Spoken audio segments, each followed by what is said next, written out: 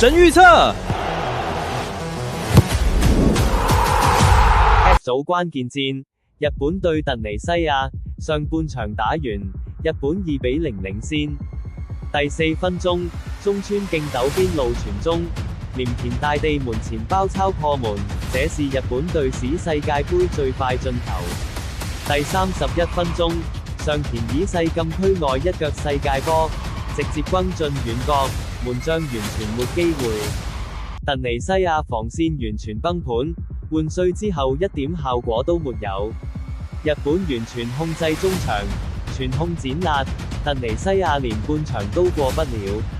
預測不變，日本勝，兩球在手，下半場日本只會耕耘，突尼西亞想翻盤，難度太高了。訂閱後，每場比賽都有最即時的戰術分析與精準預測，讓你比別人更早看懂比賽走向。